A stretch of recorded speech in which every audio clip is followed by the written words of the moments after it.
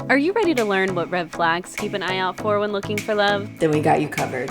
I'm Brianna. And I'm Alex. And this is the podcast where we unpack reality TV and call out the bullshit. So that you show up confidently while dating and in relationships. Welcome to Ditch the Script.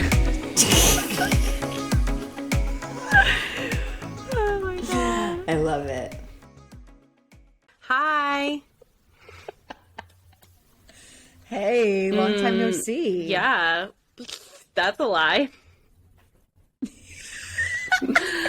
I know. That's why I said it. Yeah, you did. I said it was so facetious. You want to know who taught me that song? Shout out Laura Rosenberg. I mean, word. Oh my God. Not a song. It's a word. Hey, Laura.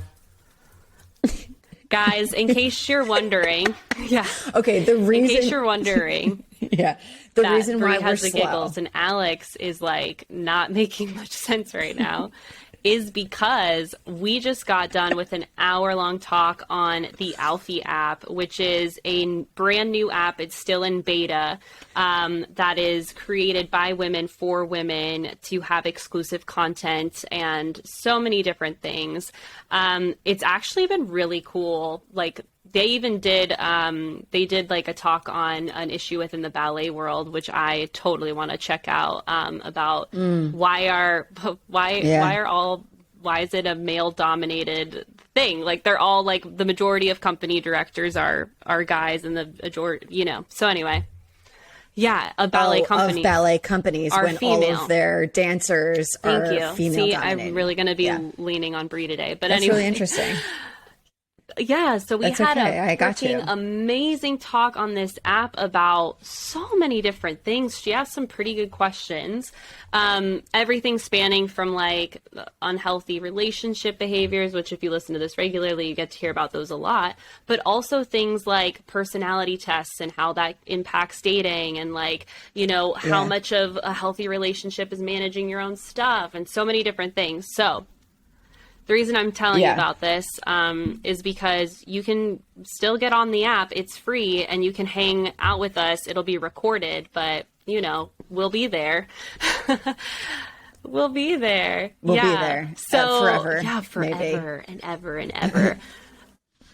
Forever but hit us and up. Ever. Yep, Much that's like this right. podcast. What we are putting out there is going to be on the interwebs to haunt us for the rest of our lives. It's going to outlive us. Yeah. But if you want access, then you message us on Instagram, either on our personal profiles or our Ditch the Script pod profile, or you can go to our website or email us at info@ditchthescriptpod.com. And we'll hook you up with a link so that you can go in and watch the recorded call. If there's anyone who finds our podcast that was on this Alfie chat, thank you for joining us. We so appreciated you being there. We had so many people asking questions. We didn't even have enough time to answer all of the questions that were coming in.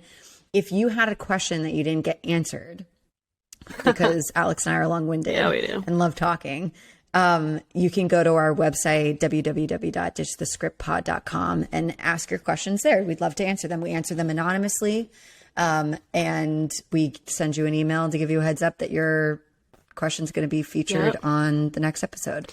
Do that.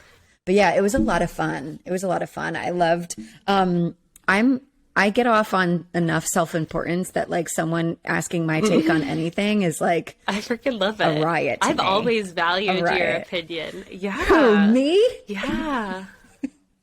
I know, but in like an interview setting, someone's like, "You have a professional opinion." I'm like, "That's right, I do." At least. Yeah, exactly. No, I thought that we crushed it. It was a lot of fun. It's definitely more of a professional vibe than what we send out during this kind of vibe on our podcast. But it was really fun. And like I said, just some really good conversations and questions were had and asked. And I just think it's so rad that I've known you since I was 11 and like now we're doing big girl things together. What? People want our professional opinions together, and it has nothing to do with dance. So true. Oh, nothing to do with dance. Our little 11-year-old selves would be like, you guys go off. Yeah, so cool.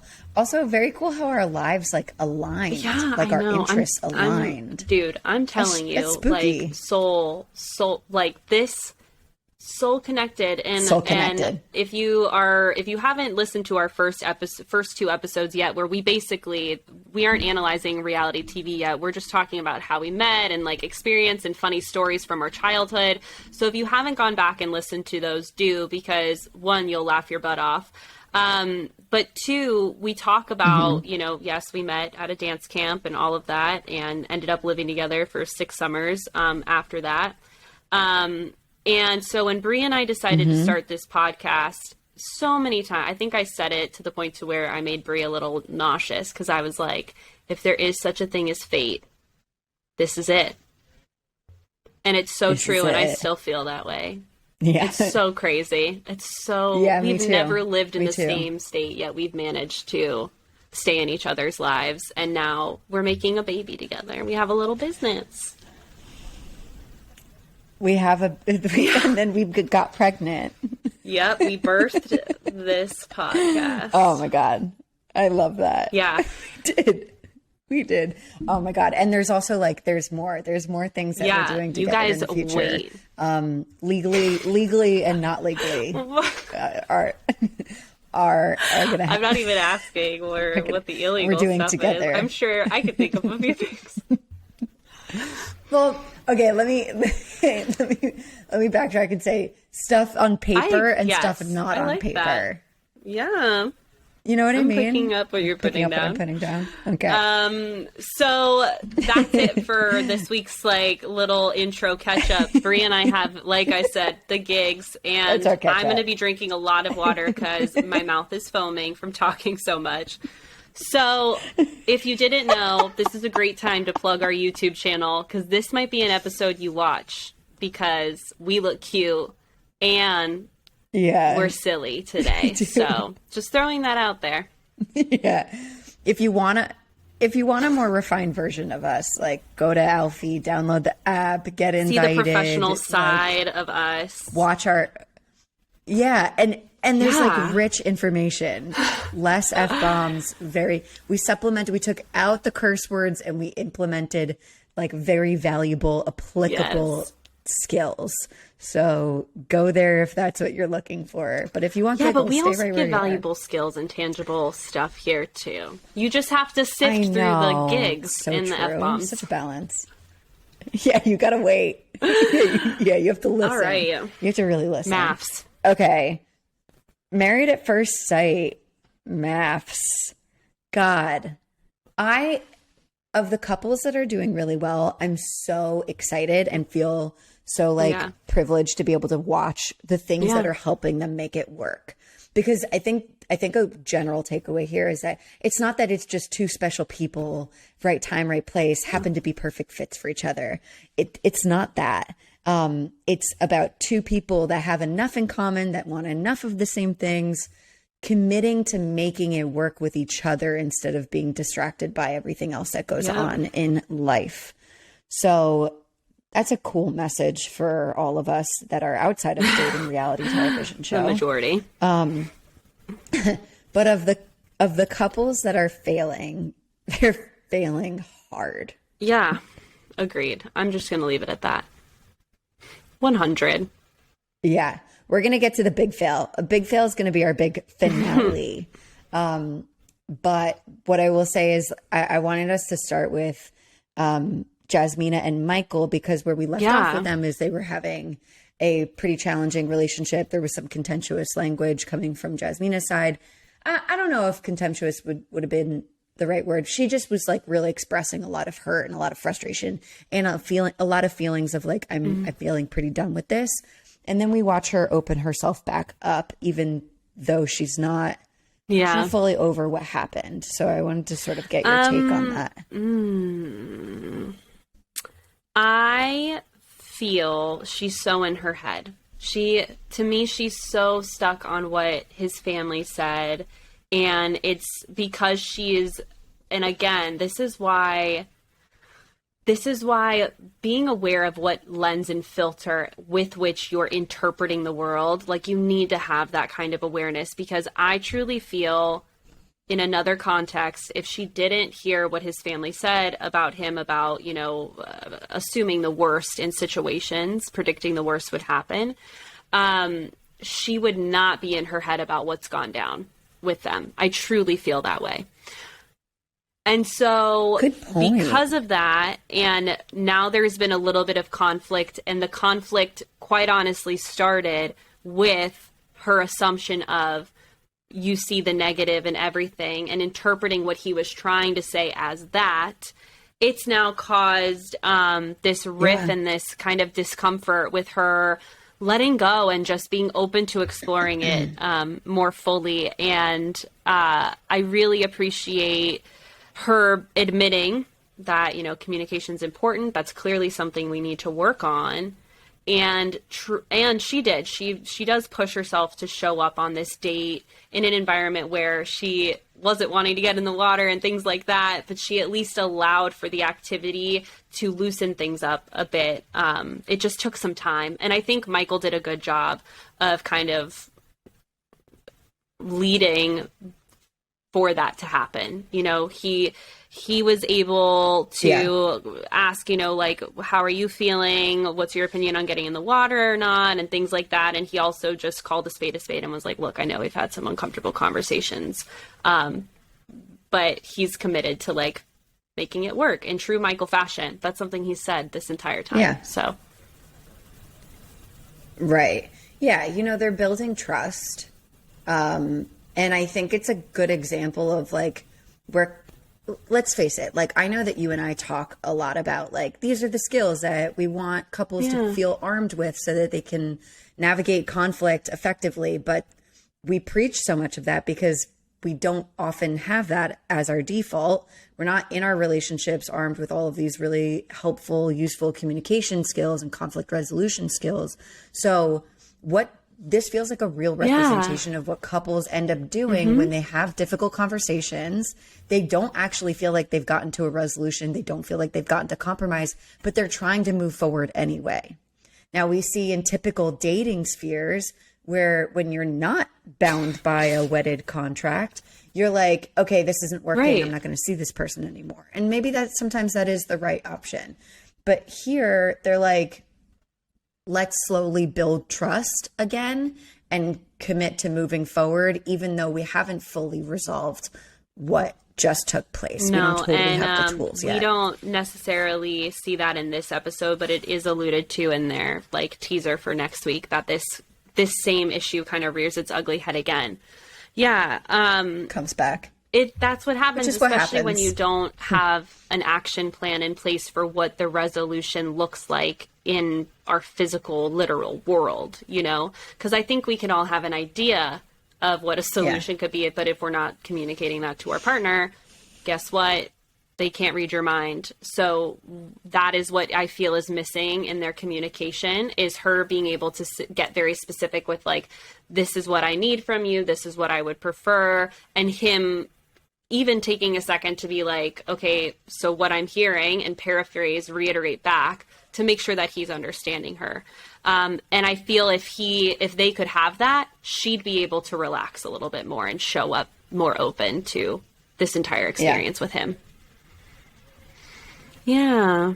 But definitely. I am happy she got in the water. Her only rule was, don't splash me. And, you know, important for her to name it, important for him to respect it. I actually, when she said that, I had a thought of, if she was paired with Olajuwon, he would have splashed her anyway. Right? And he would have been like, I'm pushing you out of your comfort zone. Yep. Oh, God. Segue. Should we, let's go to them. Do you have anything else? We didn't get too much about, like, too much of them this episode. No. So that was kind of their big shining moment. Was them sort of coming back together for the time being. So moving on to Katina and O. Yeah. This is what we did see from them is, what we did see from them is they went on a horseback ride together, and what we see is Katina is nervous. Her nervous system is activated. And what her response is that she wants to shut down, and she wants to get off the ride, and she wants to end the stress that is making her feel anxious. So what she ends up trying, she's obviously like, she's not safe to just get off the horse.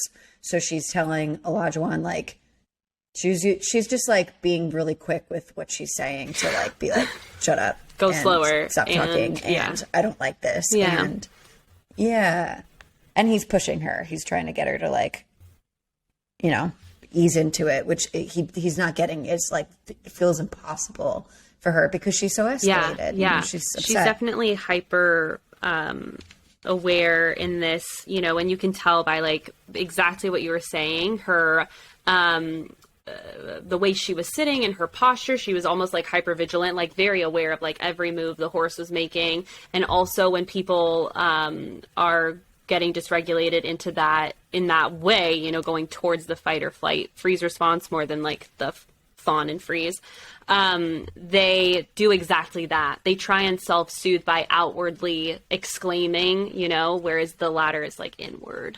And so it's really interesting to watch her kind of continue to walk up that ladder, because it doesn't get better. It only gets worse with time, which leads them to having a really interesting conversation that I feel Olajuwon is not hearing her. And I also want to say Katina needs to be a bit more direct with someone like Olajuwon, because she goes on to say, you know, you can't push me. You know, and she also owns, like, I'm not an animal person. Yeah. Like, I'm not the kind of person that would ever go horse riding on my own accord. Like, she very much, like, says that. But she's doing this because, one, I'm sure the show is like, we paid for this activity, you got to go do it. You're getting on the friggin' horse. I think she's still trying to please her new hubby, you know? And so this is, like, for anyone out there, if your date ever asks you to do something that you're not comfortable with, it is so much more healthy to just state, I don't feel comfortable doing this, instead of trying to keep a brave face and fake it till you make it. Because again, her state and what would happen to you if you did that is your nervous system's gonna have a reaction to that, and it's gonna interfere with the way your date even goes, because the safest place to be on a date is in a calm and social space. And you do not feel like that when you don't feel safe. So she's trying to say, you know, I understand you want to push me, but there's a line. And Olajuwon kind of keeps reiterating, like, you know, I will always push you. I will always push you. But I really wanted him to validate in that moment and say, and I'm hearing you, like, I need to learn. He did eventually. But I just really felt that in that moment, she needed to hear that from her. And, she needed to hear that from him. And that was a missed opportunity to develop emotional safety within the relationship. Yeah. Yeah. Yeah, totally. I'm glad that you brought up that piece. We did eventually see Olajuwon in a separate confessional that must have happened either a day or a number of days later, where he was like, I'm learning that, like, I am always going to push my wife, but, like, there are going to be moments where she wants me to, like, slow up. And so I was really glad to hear that, because in this conversation on this date, that is not where he was at. So we want to give credit to the fact that he sort of developed his perspective on this, which is very hard for Olajuwon to do. He comes into this relationship with this mentality of, I'm going to live my life, and you are not going to tell Olajuwon what to do and what to do differently. But newsflash, welcome to compromise in a relationship if you want to be with anyone for any long period of time. It got me thinking about this dynamic of, okay, so one partner wants to be brought out of their comfort zone. The other partner wants to bring them out of their comfort zone. How does the partner who is being pushed let their other partner know when to no longer push them? Yeah. you know? Like, because think about it, like, even from the perspective of someone like Olajuwon, he's like, I'm always going to push you because you're telling me that, like, that's good for you sometimes.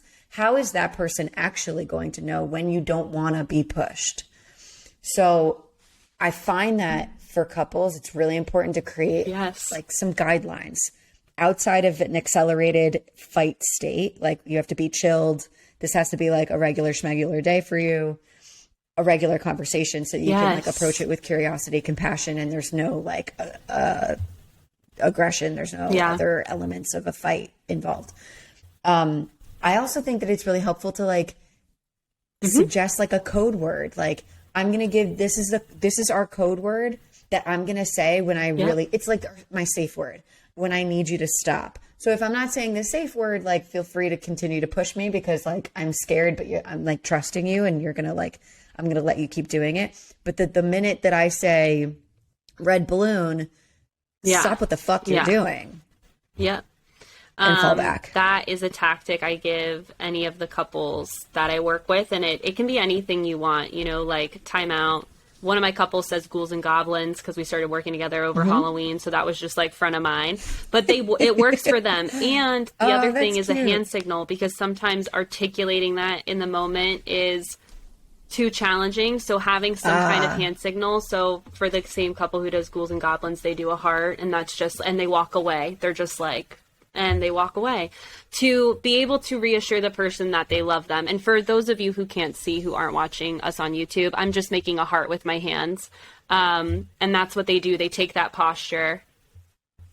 You could do that. Oh, is that the TikTok You could do the heart? TikTok heart. It's so funny. I'm on TikTok, but I like don't hang out on TikTok. Yeah. I didn't know that was a thing. Yeah. Well, I'm hanging out long enough for the podcast. Okay. Don't worry. But yeah, so that's the key. If anyone is, because I think every couple needs that for so many different, for times of, you know, fighting and needing to take a break, but also this concept of like, you're pushing me and there's a limit and that's my limit, you know? Rules of engagement is what I call it. And I think that if we approach our relationships with this kind of support for one another, it allows for such a healthier dynamic of knowing when to pause, knowing when to continue, and all of that. So you're not left trying to play mind reader. Yeah, totally. It's interesting to watch Olajuwon and Katina, because as different of places that they come from, especially in the face of stress, they continue to sort of align with each other between these moments. They, at least at this particular moment, they also feel very aligned. From their perspective, they're like, this is my person. So they are also acting in that. Yes, I agree. I think even though you and I can sit here and objectively say, like, this isn't necessarily the healthiest and this is where they could improve, what matters is they're working through it in a way that currently works for them. And that's what matters here. And so as long as this continues, then the sky's the limit. You know, they could go the distance. We'll just have to see how things unfold as they move in together. I'm sure that it's going to get more explosive, but we will see. Okay, so I want to talk about Stephen Noy, who, no surprise to anyone who's been watching and listening to this with us, we obviously really love them. What we see in this episode is, we know Steve as like adventure guy, and he has always sort of said it's really important for him, for his partner to be up for adventures and excited about adventures. And so he takes Noy into the rainforest, and they're in this like water hole. It's like a man-made like water pool, whatever. I don't know if that's a word. Anyway, so she's very timid. She's not nature girl. She did not come to Puerto Rico with her hiking boots. She came with like a sarong and a bathing suit. So she's timid and she's not interested in actually getting in the water. And they are also sort of facilitating this like actual IRL like trust exercise.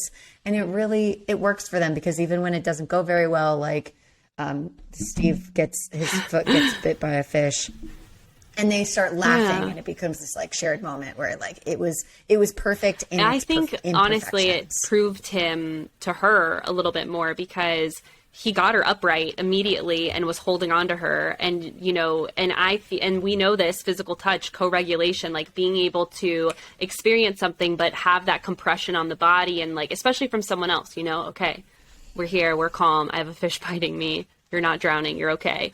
We're going to get out of the pool now, because clearly this isn't going to stop.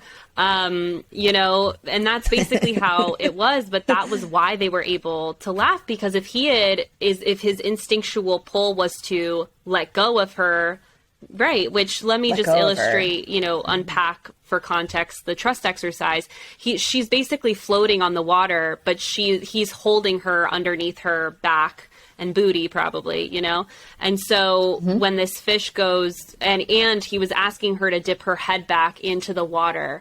Right.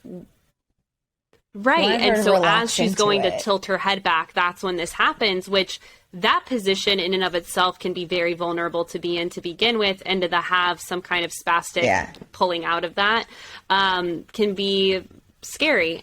And they handled it well, but I truly feel that Noi was able to buy into his safety even more in that moment, because he handled it so well. And he even said, you're fine, you're upright, you're not drowning.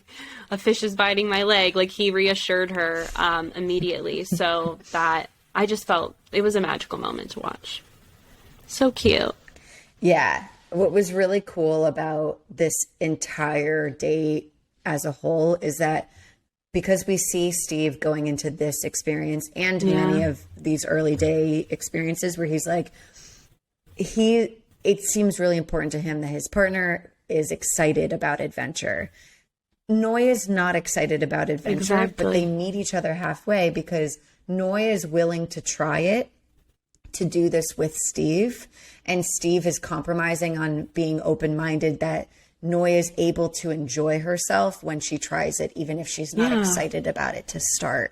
And I think that compromise is really important for them to have, because if all you're hoping for is like your partner is like carbon copy of ready you to go on a hike, like exactly. Like, first of all, that's going to be sort of boring. You just don't know it yet. And two, like, there are not perfect people made for each other. Like, we are who we are, and we make it work, and we meet in the middle because we decide that the person that we're doing it with is worth the compromise. And I think, because like Chris does, Steve does at the beginning of the date mention, ideally my wife would go on all adventures with me. And what I encourage anyone who may hear that and say, yeah, me too, like, I need my partner to like want to go hiking, want to go, you know, camping in the dirt and like all these things. I challenge you to ask yourself, would it be enjoyable for you to have a partner who did some adventures with you, but then you were able to go on the adventures you truly wanted to alone as a time to fill your own cup up first? Because the reality is having a partner with you 24/7 doing all of the things that you love can also be very suffocating. And so finding a middle ground where we do some adventures together, but then I have my own level of adventure that I get to play with and keep is solely mine. It's my hobby. That helps you maintain your sense of self. And like I said, to freaking love your life, you know, and have something outside of the relationship to look forward to. I feel that Steve is starting to hopefully understand that. And I think he's open to that with her. Absolutely. Yeah, agreed. It's such an interesting point. I like that. The nurturing of individuality while sharing it, you know, passions with each other. It's like, I bring you in on some of this, but for those of the things that you're not interested in, they can be mine, and I can continue to nurture that part of myself. No, you're not taking it away from me. No, that's when it would cross a boundary. That wouldn't be healthy. But yeah, I love that for them. And they're so cute. I can't wait to see where this goes. I'm emotionally invested. Me too. Me too. I'm in a relationship with my dog and Stephen Noy. Those are my people. I want to say our time difference has never been so apparent than it is right now. It's getting so dark. It's 6:15 p.m. And I have the sun coming into my window, and it is hot AF in this room. I'm sweating. The pits are lubricated. I can't tell. You know what? I'm grateful for these moments in all virtual spaces of like, thank God you can't smell me. Yes. Thank God. Yep. Okay. Next. So, do you have anything else you want to talk about our faves? No. Okay. Who's next? Mark and Lindsay. Well, you know where we're headed. Mark and Lindsay. This was an interesting episode for them. Honestly, we see Mark and Lindsay very aligned. We even see Mark and Lindsay sort of pair up and have a consultation with their good friend Chris, as Chris is going through his stuff with Alyssa. And you can tell by their body language that they are feeling very united. They're a united front. I'm glad to see them coming together. I don't know if they've totally dealt with a lot of the things that we saw from last week's episode. Excuse me. We also noticed that like Mark's having some bed bug issues in his apartment back at home, and Lindsay's sort of like taking the reins and being like, "You don't have to deal with." Yeah, she's like, "You don't have to deal with that anymore." Like, I know that we're heading to this Married at First Sight sponsored apartment. After that, we're moving into my place. And I think to some people that would feel really like, oh, whoa, like, leave me to figure out what I want to do about this. But for Mark, he's like, I've never felt so supported in my life. Yeah, I agree. I think their dynamic is so interesting to me. And I feel... And I would have never guessed this from season 1 or season 14, episode 1. I would have never thought I would ever say this, but I feel Lindsay is more of the predictable one in the group, in the two of them, which I am fascinated by. I thought for sure it would be the other way around. I'll tell you. What do you mean by that? So I feel that now that she's gotten to know Mark and like, and by the way, I'm just still so surprised at how articulate she can be and communicative she can be. And I'll bring up an example here. But what I mean by that is Mark, I feel when Mark last week in last week's episode was doing his whole, I don't want to be too lovey-dovey. I want to kind of pump the brakes. I want to back up.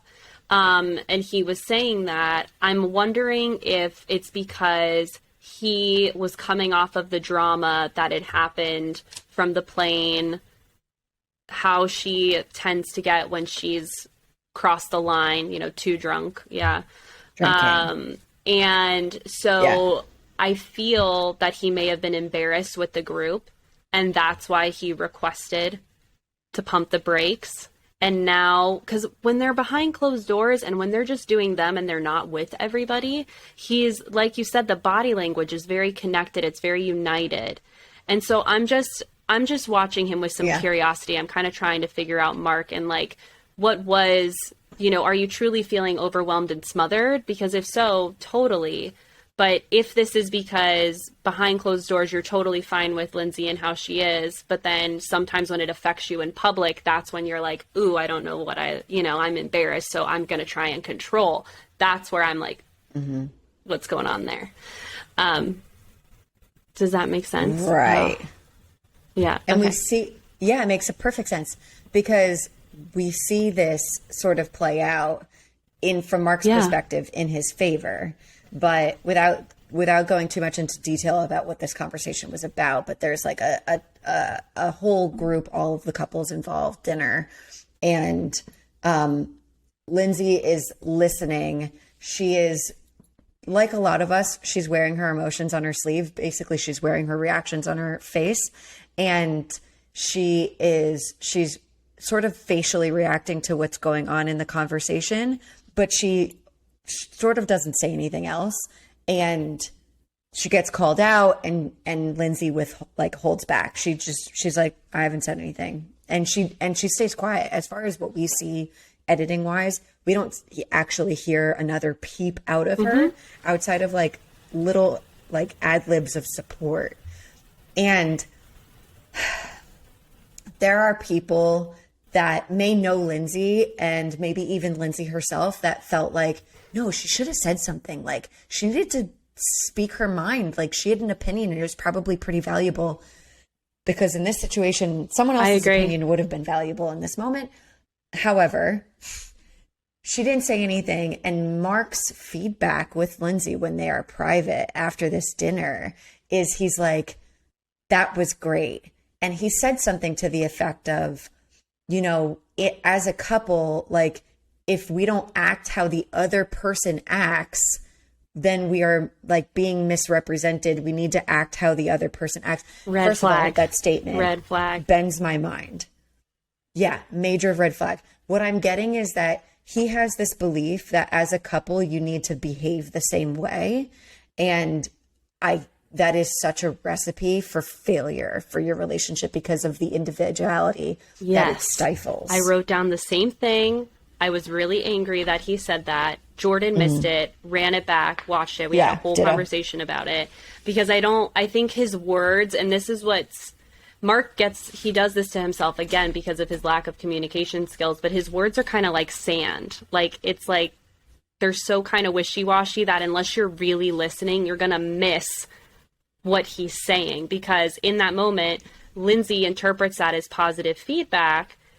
And I get concerned watching this play out, because to me, I'm hearing, if I don't like what you say or do or react to someone, and it makes me look bad, I'm going to have something to say to you about that.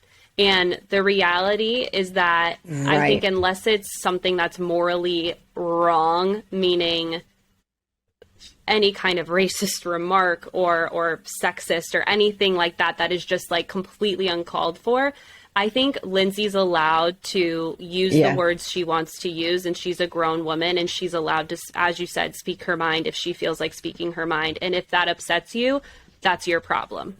You know, again, outside of moral things. Yeah.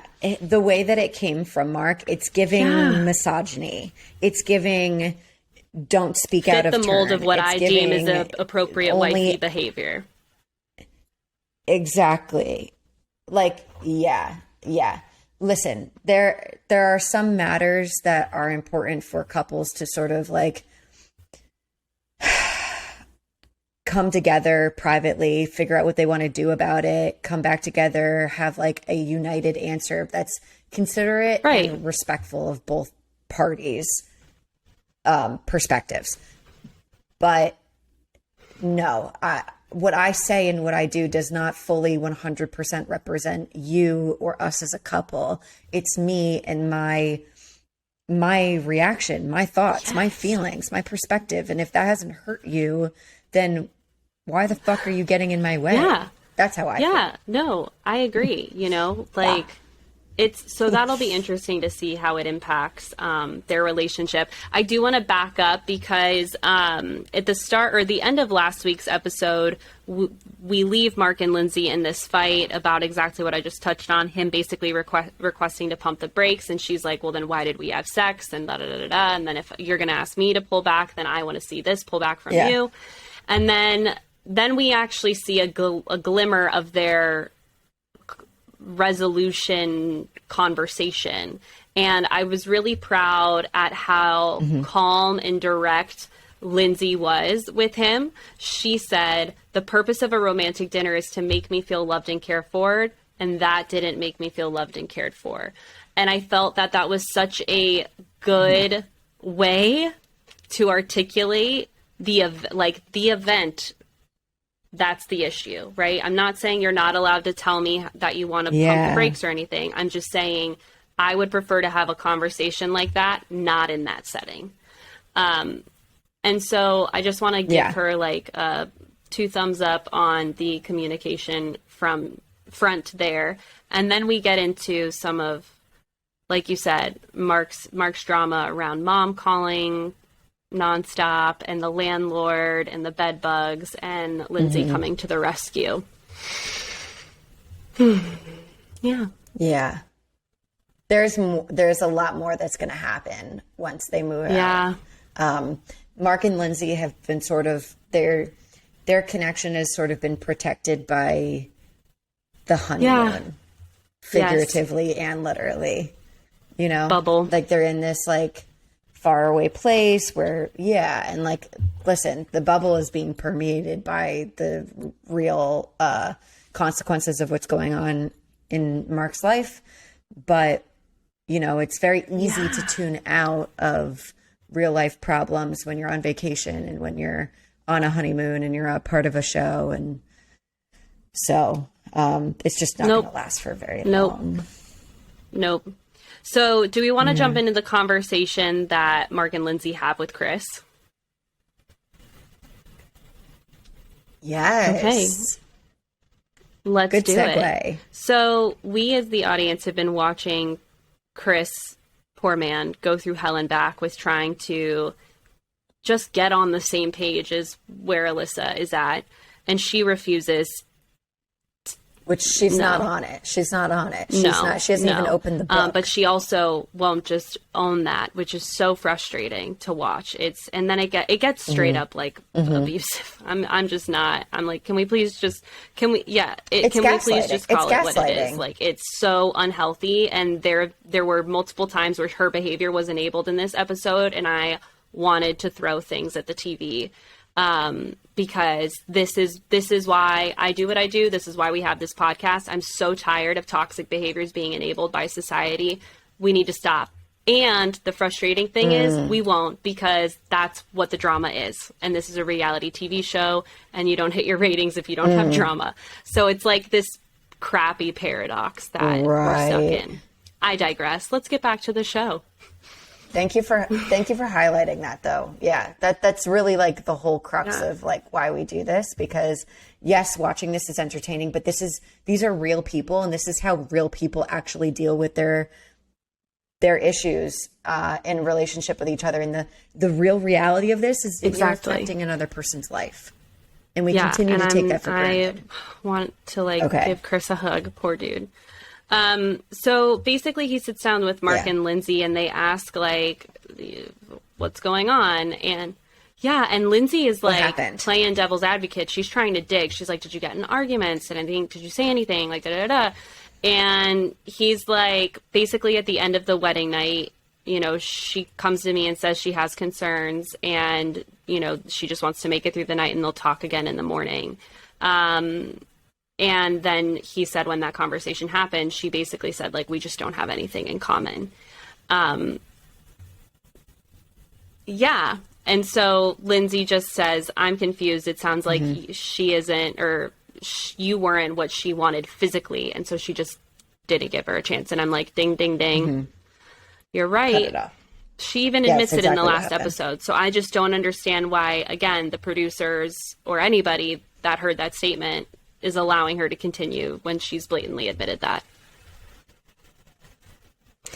Well, and so it goes deeper. Cut to, we have Alyssa talking with Jasmina and Katina about, they're trying to sort of dig for the same information that Lindsay's trying to dig from Chris, being like, so what happened? Where are you at? Like, what's going on? Yes. And they call her out gently.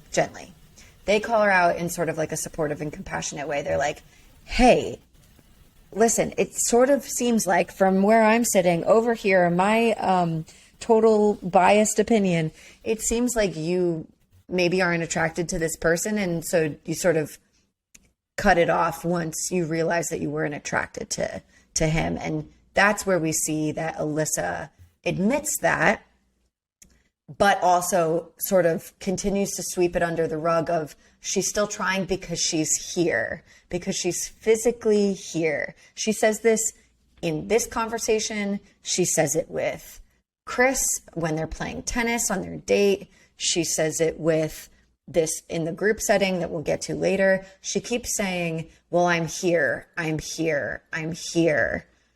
But we actually find out why she's here. She just wants the free vacation. In this episode. She wants this vacation, and now she has personal connections with the other women from the other couples, and she wants to be here in this experience with them, and that's what she keeps calling it. She keeps calling it an experience. She wants to be on the show with them. And there's another layer to this. If you recall 2 episodes ago, her mom called her out for saying, like, be careful of how you're coming off, be nicer. And she took such offense to that because she felt her character was in question. It is. Which it was. And honestly, it is. And it continues to be. So now she also wants to be on the show long enough to, like, defend her honor. And so she's like, she just wants to be there. So she keeps saying, well, I'm here and I'm here. And this is why I call it gaslighting. Because Chris is saying, like, just tell me, are you in even an iota? Are you in or are you out? Because if you're in even a half step, like a baby toe is in, I'm all the way in, and I will wait this out and I will figure this out with you. But if you're not in, I got to go, like, because I'm done here. I want to be able to move on. And she's like, well, I'm here. It's gaslighting for her to say, well, I'm here, because he's hearing that as like, okay, so I guess you're in. I guess that means that you're in, because she's not saying anything else more specific than that. And really, she's there because she wants to be on the show, and she doesn't want to leave her friends, and she doesn't want to look like the bad guy, which, like, listen, tough cookies, lady. You are. So, and everyone knows it. It's not even just the audience perspective. It's not even the clever editing. Yeah. It's all of the other people on she's the bullying show with you. Everybody too. Like, it's not just Chris as well. And I think her excuse of like, well, I love you girls and I want to be here and I want to be a part of this experience with you, I think it's complete bullshit. Did you see? Oh, yeah. I don't think she's friends with any of them. Did you see when she said that at the dinner table with all of them there? She's like, I love you guys. There was a cut to everyone's face, and they were like, so stoic. Not like, yeah, I love you too. Like, when you tell me you love me, I, like, light up. I'm like, oh, my God, yes, I love you too. Oh, my God. And they were, like, stone cold, like... And that's why Lindsay, this is the conversation where Lindsay's, like, wearing her reactions on her face, because... she knows it's bullshit, and she's trying to keep her mouth shut. She is literally like a little kid sitting on her hands, basically, trying to, like, sit still. But I agree with you, going back to what we said about her. I feel if Lindsay was ever going to speak up and call bullshit, this would have been the moment to do it, because it's so crazy. Chris is telling us, you know, she won't even talk to me when the cameras aren't around. She refuses to talk to me. She will only talk to me if we're, like, on an activity or in front of the camera just to save face. And then she refuses to participate even in the activities full force. So it's just like, it's really disrespectful. And it's funny because she's projecting all of that onto him. You know, he's so disrespectful. He's so condescending. He's so this. And it's like, this girl is delusional. She is. She's calling him an asshole. I know. And everyone else, and even, I'm not sure if that was his mom or his sister he ended up FaceTiming with in the episode. Yeah, it's hard to tell. Yeah. She was expressing that when she was at the wedding and met Alyssa's family, she was explaining Chris's very calm demeanor. Like, he's not a fighter. He just has conversations. And she shared with him in that moment, and their reaction was like, Alyssa really needs that because she's always crying. Something's always wrong. So I just want to, like, hit my gavel and call bullshit and tell her to be gone, because she's not open to this experience. She wants the cool apartment. She wants the trip to Puerto Rico. And she wants to stay on the show for whatever it is that she imagines she's gaining from it. So it's getting really ugly, even to the point to where she starts, like I said, threatening the producers. She pulls one aside and is like, I'm a fucking nice person, and if I don't come across that way on this show, like literally getting in their face. And one of them finally said, you know, this show's called Married at First Sight, not Single at First Sight. So it's getting that bad. I'm telling you, if you're not watching the season with us, you should. Oh, you really should. The producer's intervention is honestly hysterical because, listen, I'm just going to call it what it is. Like, Alyssa just has a good case of the ick. She has the ick. The ick is when someone that you're dating does, and all of a sudden everything they do looks like and smells like poo-poo. And you're just like, I hate everything that you're doing. That's the ick. It's like you can't unsee this new version of them, and this new version that you are witnessing is like one that you don't want to have sex with, and one that you're not attracted to and you don't want to spend time with. That's why the ick is a clinical term. That's why she doesn't. That's why she doesn't want to. She doesn't want to be in any. Yeah, literally gonna like write it in my notes. Client has the ick. She. It's why she can't tolerate any activities with Chris that isn't separated by a tennis court length of space and a literal net. Like, she can't tolerate to, even when they play tennis, they sit down. She sits as far on the edge of this bench, this singular bench, as she possibly can. Her ass cheek, and she's got a small booty. Her ass is barely on this fucking bench. That's how desperately she wants to be away from him. Listen, diagnosable the ick. So the thing is like, we noticed this again, if it wasn't already painfully clear. She's getting frustrated with Chris. She's walked away from a conversation that she feels has just become so disrespectful, and she just doesn't like where it's going. And she's like, even his hand gestures. That's a really good soundbite for the ick. Let me just tell you that. If you're frustrated at someone's hand gestures, the producer literally goes, he's just existing. Pointing out like stars and stuff is what it looked like. Like it wasn't like violent hand gestures. Like, oh my God. It was like, look up there. No. Yeah. He's literally passing the time and trying to like entertain himself and whatever producer he's talking to, because he is uncomfortable and he's awkward and he's waiting. And yeah, the whoever was talking to her was like, he's literally just gesturing. What is the issue? So they're calling her out. multiple times. God. And what I don't understand is like, they have it all recorded. She said multiple times, the experts messed up. This hasn't been easy for me. You know, we're not compatible. She's made all of these statements. So again, why are you here then? Why are you wasting your time, this guy's time, everybody else's time? And you're really a frickin' buzzkill, dude. Like, yeah. She is so, and at this point, the reasons why she continues to be emotionally charged by the everyone's in Chris's corner. It's not because, sorry, right? She's no. That has a lot to do with it, because it's not that she feels that she's trying more than she is, or that she's being acknowledged for trying, even though that's like what is being said on the surface. She's frustrated at how this is making her look. She is far more concerned with how she is being perceived on this show, being perceived by the other people, how her friends and family are perceiving her as they watch this as someone that they know and care about. That she is so upset by the fact that she is being made to be called this like villain, or this person that isn't trying with Chris, and she's taking this entire victim status, and now they're in breakup chicken. They're in breakup chicken because she's not going to break up with him, because she doesn't want to be seen as the person who gave up, because that's what's been called to her since the wedding night.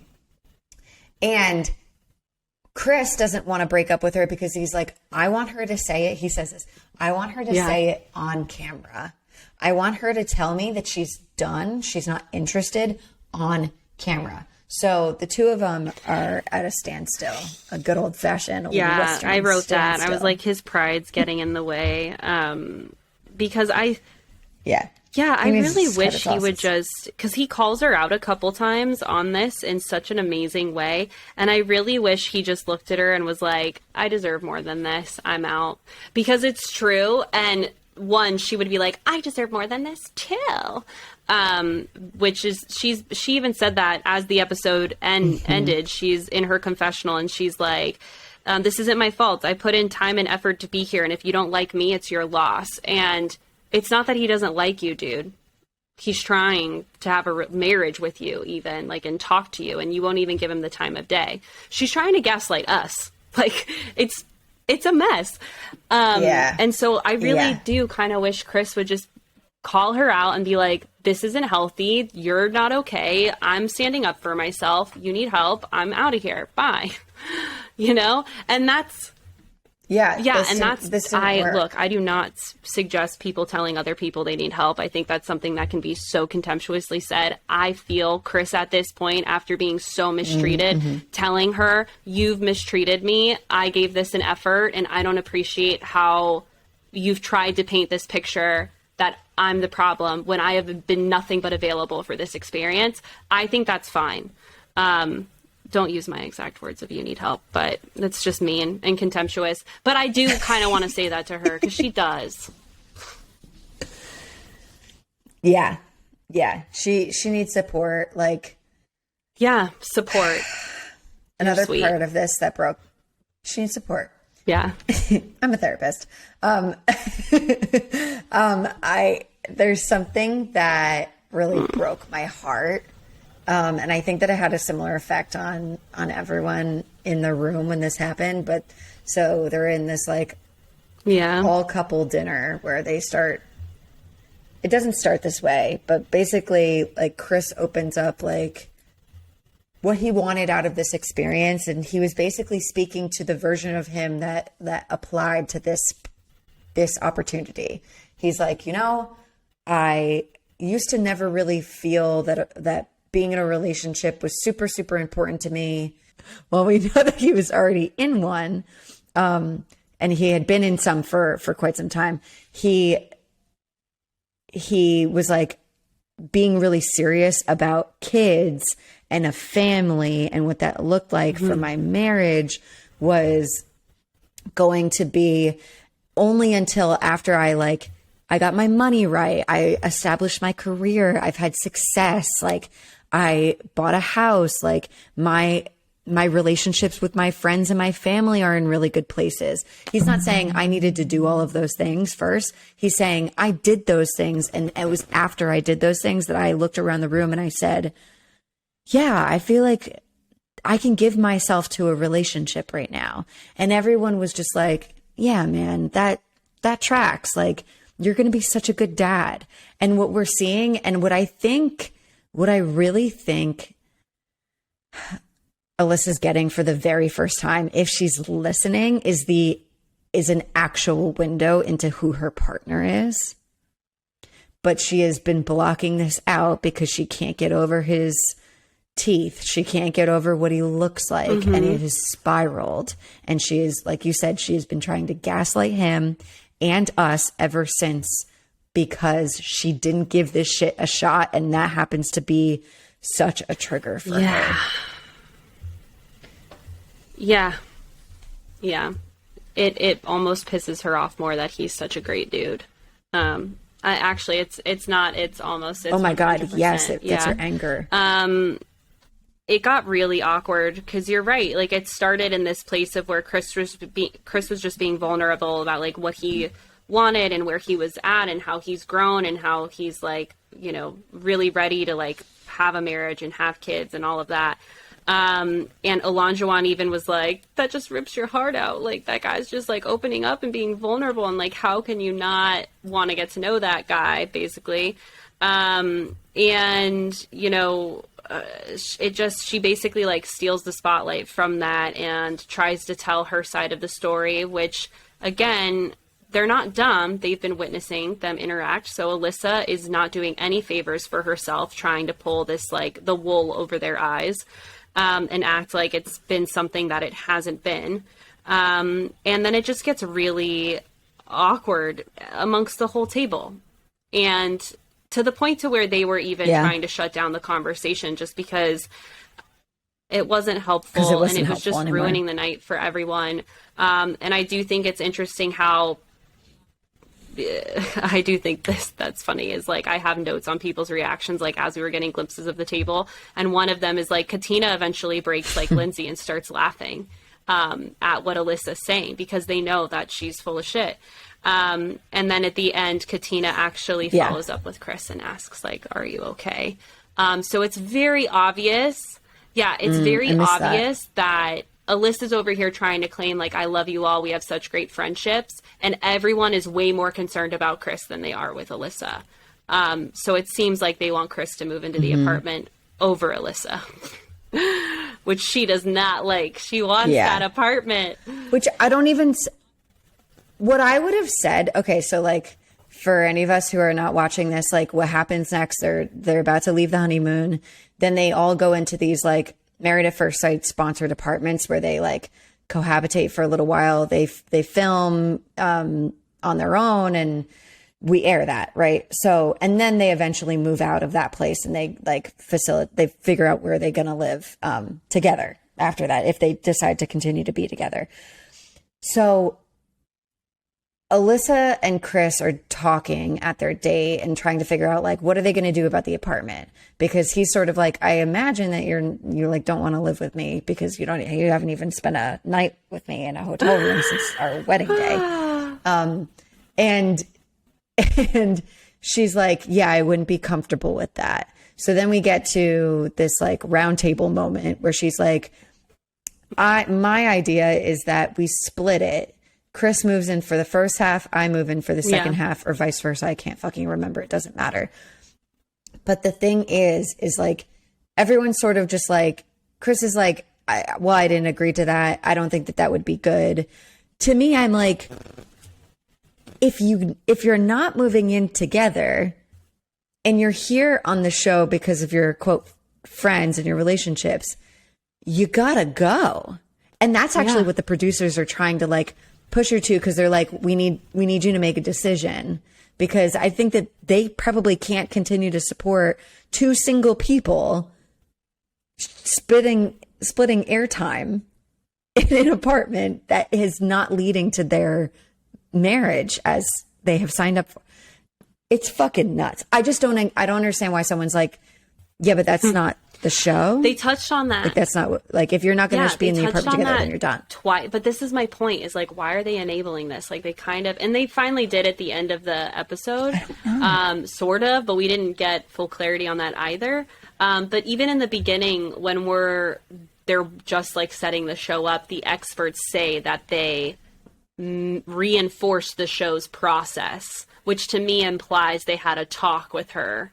And that's when we go, yeah, they got in and trouble. That's when they go on their tennis date. Like, that was the purpose of the tennis date, was for them to have an activity to try and bond, which she lasted what seemed like 5 minutes in, and then stormed off because she didn't like the conversation, which was him asking, what are we going to do about living together? Like, where are you at? So then, by the time we get to the end of the episode, same thing. The producers are trying to figure out, everybody on the show is trying to figure out, what is Alyssa going to do? Is she going to give this a shot? Is she not? And it's really just ridiculous, because you're right. Like, this isn't a friendship camp. You're supposed to be establishing a marriage, you know? So, and that, by the way, in most relationships means living together. I want to acknowledge that there are couples who choose to live apart for a million reasons, and that's totally fine. But in this show and their process, they put you into cohabitation for a reason. It helps to get to know one another. It helps to learn how to communicate and establish boundaries and all of that. And so she's just refusing to participate, and everyone is hot on her trail. So her time's going to be up soon, but I have a feeling, she ain't going to go down without a fight. She is She's gonna be swinging. Okay, so those are all of our feelings. Listen, Ditch the Script community, thank you for letting us vent. We needed to vent about that. I needed to get that off my chest. I've been holding on to it for 24 hours. Oh my gosh. Yeah. Red flag. Okay. Well, dare we say it? Red flag, green flag of the week. What's your red flag? Which one do I want to pick?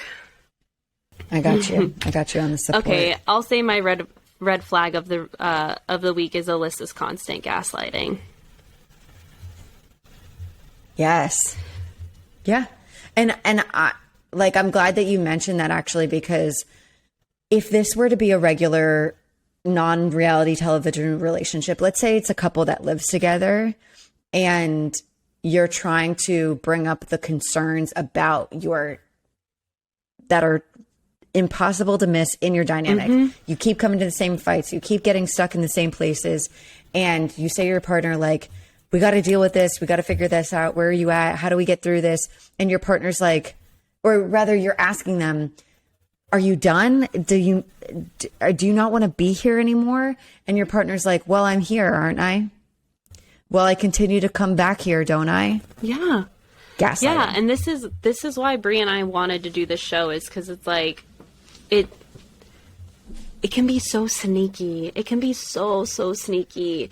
And so just remember that if anyone is trying to tell you how you should be feeling or what you should be thinking or what really happened and implies that you don't know anything, that's like my very basic definition of gaslighting. Like, you need to pay attention to that. And I just feel so bad for Chris and what he's going through. Like, dude, so bad.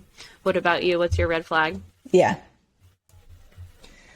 Well, sorry, Alyssa is a walking red flag, but for the sake of diversity, I'm gonna note that moment when Mark was like, yes, good job. He's giving Lindsay praise. Good job for not speaking your mind, because I want you to hold back, because that's the version of you that I need. Exactly. That's a red flag. If someone tells you, hey, I love that you were so quiet so you didn't embarrass me, please reconsider that relationship. So not okay. Like, it's an actual plea. I really want you to think about that. That's what I got. Green flag. My green flag is with Noi, because what I loved about her was she, expressed her fears and concerns, apprehension about going in this unknown body of water. And what's great about when we allow our partner in on what we are experiencing, it provides them the opportunity to support us, be there for us, make us feel safe, encourage us, whatever's going on. And in true Steve fashion, he did. And the amount of emotional safety and intimacy that developed from that seemingly like small trivial act, but on this date, it's so profound, because so many other, like we in contrast with the Lonjuan and Katina, you can see how that was not the same. It was similar, right? The girl was scared of whatever they were about to do, but the guys handled it in two very different fashions. So maybe my green flag should be with Steve. I don't know. But that whole situation was great. Her being willing to try and him being there for her. Yeah. Yeah.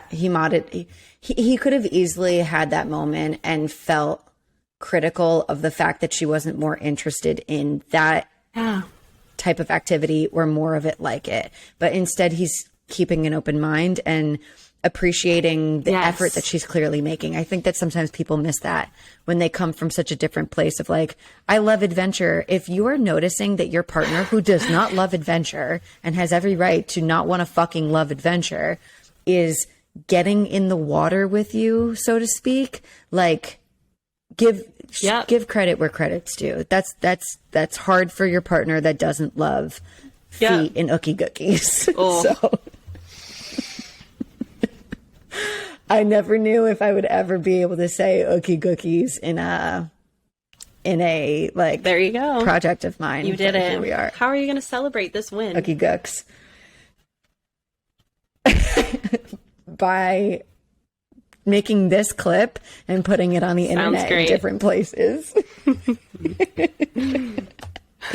Okay. My green flag. I actually am stuck on this because Steve and Noy showed a lot of green flags, but again, for the sake of diversity. Now, pineapple. It's okay. We got the good stuff out of the way. Yes, stop apologizing. Okay. Well, I'm fearful and apprehensive to call this a green flag only because we have certain teasers that shed light that this like might not be a thing in the future. I do want to note that like Olajuwon and Katina's ability to have some communication around their differences, especially in the more difficult moments, they're getting, as far as what we are seeing, they are getting better at it, and they are learning how to start taking cues from each other. And if that were to really be prioritized within their relationship, which from their dynamic of what we can see, that is exactly what they need to be focusing on, is really like listening to what the other person has to say about what those tense moments were like and learning from it and practicing new skills going forward. That can allow them to be different and have different types of personalities all day long if they take that with them. If they don't, and they just say it for like shits and giggles, they're like, yeah, I'm going to always push you, but like, you let me know when you don't need to. And that never happens. And it's just like empty words, empty promises, empty commitments, then it's not going to be a green flag. But for right now. Yep. Green flag. Agreed. Okay. So we have a question from the internet. Internet question. Oh my God. Internet question. Let us go. Okay. So this person writes, I'm attracted to her mind and personality, but not her physically. I need advice. He elaborates. He identifies as male. I've been on 2 dates with this girl, and the conversation has been great, interesting, and stimulating. I've realized how similar we are in personality, hobbies, and views on life, but there's very little attraction on my end to her. After both dates, we've kissed, and I feel absolutely nothing. But I enjoy talking to her as we both have curious attitudes on learning about subjects that interest us. I like hanging out with her, but I don't ever see myself dating her. What should my approach be moving forward? I need help. Okay, well, if you don't ever see yourself dating her, I think that's your answer. However, to answer this question, like, I'm attracted to their mind and personality, but I'm not attracted to her physically, and it's only been 2 dates. I am a big proponent of giving people an opportunity because, and I even said this on our Alfie chat today, but like when I first met Jordan, I knew there was something special between us. I knew he was objectively cute, but he wasn't my type. Like he wasn't the type of guy I dated all the time or like I would seek out, you know? And, I didn't let that stop me, and I'm so freaking thankful I did. And I won't lie, there was a part of me that debated it because I was like so used to feeling this lustful, like I want to jump your bones obsession with guys I dated that when I was way more enjoying just like getting to know him and having fun with him and like laughing my butt off with him and going on adventures to Disneyland with him and like silly things like that. But that's what life is. And so that's where I was like, wait a second, there's actually something really special here. And now I think he's fucking adorable. Like he's so hot. I mean, okay, I'll be honest. The sexiness comes in the bedroom, but I love him and the attraction grows. So I just want to say like, we have been so conditioned to be like instantaneous, like, oh, you're hot. Yep. And I'm into you and I'm going to approach you at a bar. But it's like, guys, looks fade, wrinkles come, we shrink, our posture changes, our bodies like slowly deteriorate. And if you are choosing a partner based off of how they look more than how they make you feel and how you like doing life together, you are signing up for an unhappy marriage or potentially heartbreak in the long run. Yeah. Yeah.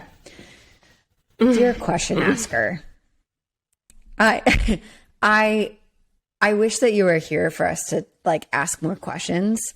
Because if you were, I would ask what your values are in like a relationship that you head into in the future.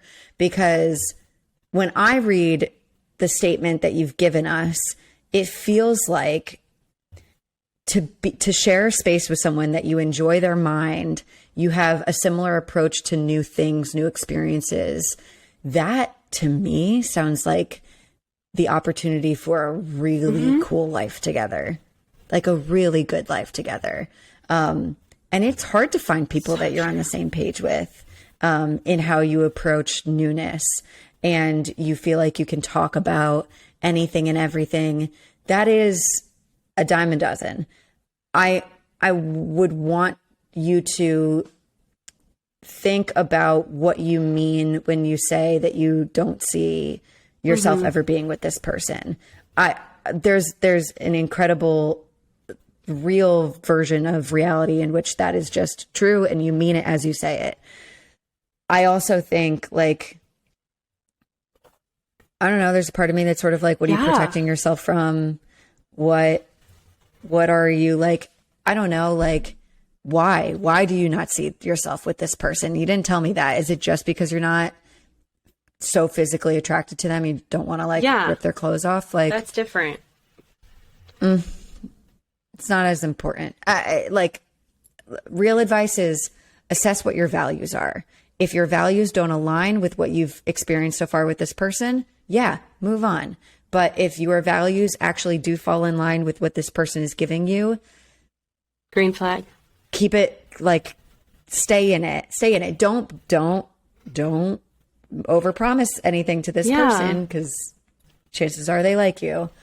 But, like, explore it. Give yourself time to explore it, you know? And for me, that was like that was definitely more than 2 dates, you know? Like, it was a good month and a half where I was like, okay, I'm feeling all the feels now. But it took time. In the meantime, we had a fucking blast. And I think that, and Jordan and I still talk about this to today. What we love most about our relationship and what really is the glue is our deep friendship. And, like, we're each other's favorite person. I know. I love him. I mean, he has competition with you, though, Brie, so. I was just going to say, I'm up there. It's kind of like. We're neck and neck. It's okay. I'll let him have number one. He can have number one. Django is number 1.5. I don't know. I don't even like saying number 2. It's not about that. But I get I understand what you mean, but I don't like hierarchy. Listen, fuck that.